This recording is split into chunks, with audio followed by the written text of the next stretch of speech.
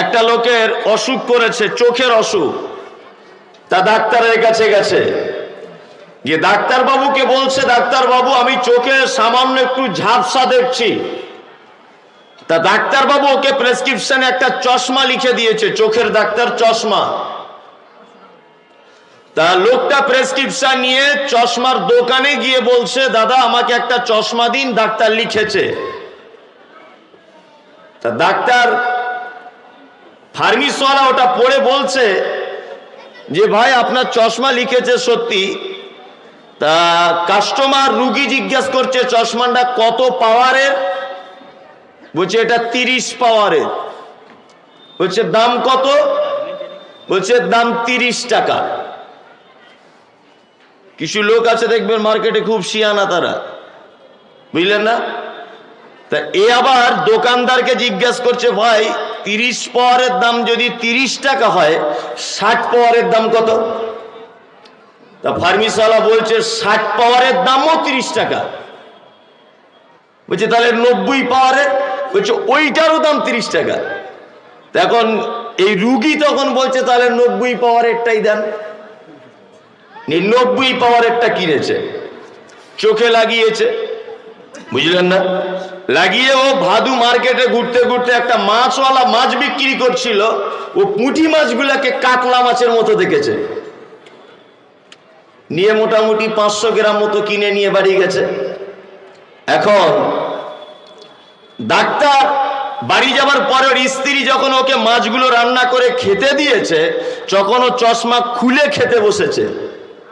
আর ওর স্ত্রীকে বলছে, কি ব্যাপার, আমি আনলাম কাতলা মাছ, তুমি দিলে পুঁটি মাছ, কারণ কি? ওর স্ত্রী বলছে, না আমার নানির কসম দিয়ে বলছি তুমি এই মাছই এনেছো। তখন ওর স্বামী বলছে, আমিও আমার বাপের কসম দিয়ে বলছি আমি কাতলা মাছই এনেছি। স্বামী স্ত্রীর রাগী লোক, টেটিয়া লোক, 2 চড় লাগিয়ে দিয়েছে, মেরেছে ঠাস ঠাস করে 2 চড়। এরকম মোটামুটি 1 সপ্তাহ যাবৎ সংসারে অশান্তি চলছে। তা লোকটা মনে মনে ভাবছে যে বউটা আমার ফালতু কাজে মার খাচ্ছে, আচ্ছা আমার তো আগে এরকম হতো না, এখন কেন এরকম হচ্ছে? নিশ্চয়ই চশমার কোনো প্রবলেম, চশমার কোনো প্রবলেম। চশমার দোকানে গেছে, রিটার্ন গিয়ে বলছে, ডাক্তার বাবু এই ব্যাপার। তা ডাক্তার বলছে, ভাই আপনার চশমাটা দেখি। চশমাটা ডাক্তার দেখে পরীক্ষা করে বলছে, ভাই আমি তো আপনাকে এই চশমা লিখিনি। তো বলছে, আপনি কোনটা লিখেছেন? বলছে, আমি তো লিখেছি 30 পাওয়ারের। তখন ওই লোকটা বলছে, 30 পাওয়ারের দামও 30 টাকা, 60 পাওয়ারের দামও 30 টাকা, 90 পাওয়ারের দামও 30 টাকা, ওই জন্য আমি বেশি পাওয়ারেরটাই নিয়েছি, ক্ষতি কি বলুন? বলছে, ওই জন্য ভাই তুমি পুঁটি মাছ কাতলা মাছের মতো দেখছো। তার মানে কি, ডাক্তারের প্রেসক্রিপশন ভুল হলে রোগ তো ভালো হবে না, রোগী মারাও যেতে পারে। বাংলা কোরআন মাজিদ পড়েন, অবশ্যই আমি পবিত্র আল কোরআনের যে আয়াত 2টি পেশ করেছি আপনারা অবগতিতে নিয়ে নিয়েছেন যে আজকে আলোচনাটা কি হবে। সর্বপ্রথম একটা কথা আমাদেরকে জেনে রাখতে হবে যে আপনি যদি বাজার থেকে একটা ফ্রিজ কেনেন 10,000 বা 20,000 টাকার,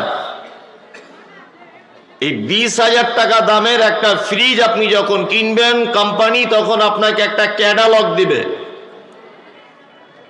মোবাইল যদি আপনি একটা কেনেন বাজার থেকে, 10,000 হোক আর 20,000 হোক আর 1,500 মোবাইল হোক, তার ভিতরে কোম্পানি একটা ক্যাটালগের সিস্টেম বই দিবে।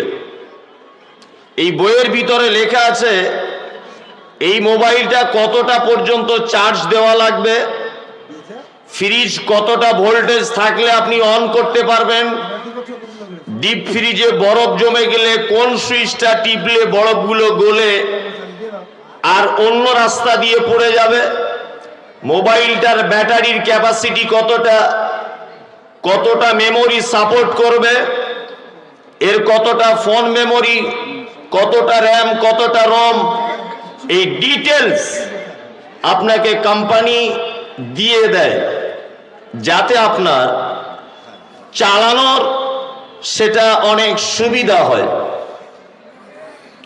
আপনি যদি একটা মোবাইল কিনে এনে যে জায়গাটায় কোম্পানি চার্জার লাগাতে বলেছে আপনি যদি হেডফোন লাগিয়ে দেন, নিশ্চয়ই সেখানে কাজ হবে না। হবে? হবে না। আর যেখানে হেডফোন লাগাবার প্রয়োজন আপনি যদি সেখানে চার্জার লাগান, কখনোই কাজ হবে না। মানে ১,৫০০ টাকা দামের একটা মোবাইল কেউ কন্ট্রোল করতে গেলে তার ক্যাটালগের বাইরে যদি আপনি চালান, সেটা অচল। একটা ২০,০০০ টাকা দামের ফ্রিজ যদি আপনি ক্যাটালগের বাইরে যদি আপনি চালাতে চান, সেটা কি? অচল। তা আল্লাহ তাআলা এই বিশাল পৃথিবীটাকে যে বানালেন, আচ্ছা বলুন তো, আমাদের কি শুধুমাত্র বানিয়ে দিয়েই ছেড়ে দিলেন যে তোমরা ভাদু গ্রামে বসবাস করবে, মাদ্রাসায় জলসা হবে, দান করবে, আর খাবে, জমি জায়গা কিনবে, দোকানপাট করবে, বিয়ে করবে, ছেলেপিলে হবে, মারা যাবে, এই পর্যন্ত শেষ? না, আমাদেরও জীবনযাপন কি করে পরিচালিত হবে, এই জন্য আল্লাহ তাআলা প্রত্যেক জাতির কাছে, প্রত্যেক উম্মতদের কাছে একটা করে নবী পাঠিয়েছেন, সাথে একটা করে কিতাব দিয়ে দিয়েছেন। আমাদের মাঝখানেও উম্মতে মুহাম্মাদি এরা কি করে পরিচালিত হবে, এরা কি করে গ্রামে বসবাস করবে, কি করে সাংসারিক জীবন করবে, পারিবারিক জীবন, অর্থনীতি জীবন, যে কোনো জীবনযাপন কেমন ভাবে, কি সিস্টেমে, কতটা কেমন করে করবে, এই টোটাল ডিটেলস আল্লাহ তাআলা আমাদের মাঝে একজন লোক পাঠিয়েছিলেন। ওনার নাম হচ্ছেন মুহাম্মদুর রাসূলুল্লাহ সাল্লাল্লাহু আলাইহি ওয়াসাল্লাম। এই লোকটির মাধ্যমে আমাদের কাছে একটা কোরআন নামক কিতাব এসেছে। এই ক্যাটালগ অনুযায়ী আপনি যদি জীবনযাপন না যদি করতে পারেন, তাহলে আপনার জীবনে সফলতা আসবে এটা আমরা মনে করি না। আলহামদুলিল্লাহ, নাহমাদুহু ওয়া নাস্তাঈনুহু ওয়া নাস্তাগফিরুহু ওয়া নু'মিনু বিহি ওয়া নাতাওয়াক্কালু আলাইহি ওয়া নাউযু বিল্লাহি মিন শুরুরি আনফুসিনা ওয়া মিন সাইয়্যাতি আ'মালিনা। من يهدي الله فلا مضل له ومن يضلله فلا هادي له. ونشهد أن سيدنا محمدا عبده ورسوله الذي أرسله بالحق بشيرا ونذيرا وداعيا إلى الله بإذنه وسراجا منيرا. فقد قال الله تعالى في كلامه المجيد والفرقانه الحميد. أعوذ بالله من الشيطان الرجيم. بسم الله الرحمن الرحيم.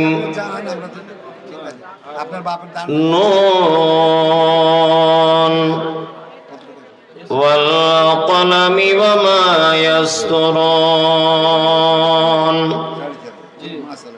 ما أنت بنعمة ربك بمجنون.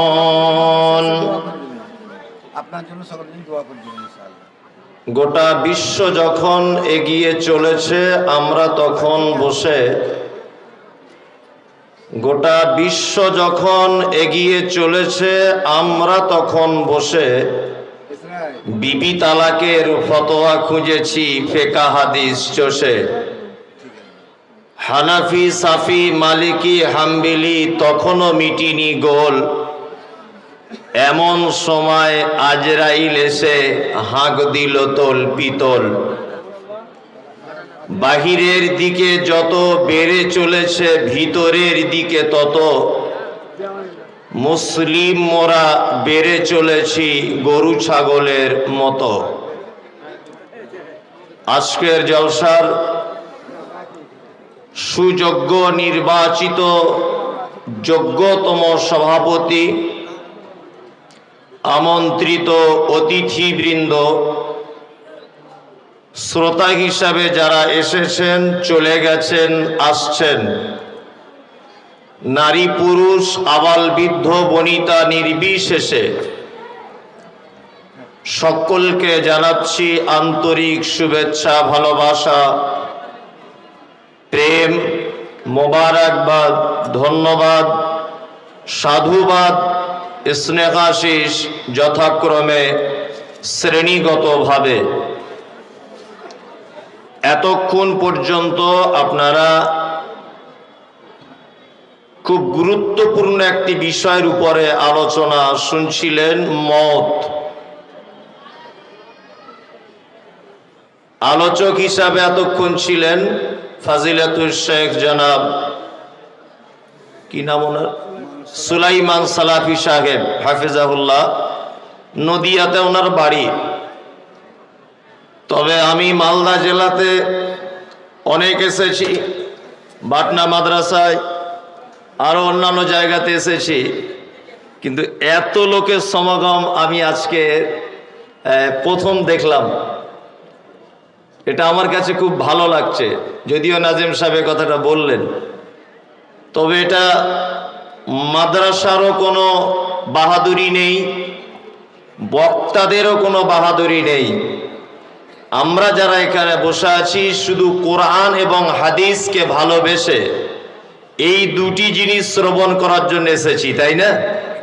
এই দুটি জিনিসকে ভালোবেসে, তাছাড়া এখানে আসা সম্ভব ছিল না। যাই হোক, আমি শেষ পর্যায়ে পৌঁছে, রাত্রি এখন 10টা, যতক্ষণ আল্লাহ তাআলা আমাকে বলাবেন ততক্ষণ বলবো। আমি পবিত্র আল কোরআনের সূরা কলম, এই সূরাটি আপনাদের সামনে তেলাওয়াত করেছি। আমার কণ্ঠস্বর যদিও অতটা মিষ্টি নয়, অতটা ভালো নয়, সুর বেশিও করতে পারি না, তেমন কাটা কাটা করে কিছু কথা বলি। তবে আপনাকে কিছু দিয়ে যাব ইনশাআল্লাহুল আজিজ। পবিত্র আল কোরআনে আল্লাহ সুবহানাহু ওয়া তাআলা যতগুলি সূরা অবতীর্ণ করেছেন, প্রত্যেকটি সূরা অবতীর্ণের পিছনে একটা নির্দিষ্ট কোনো কারণ লুকিয়ে আছে।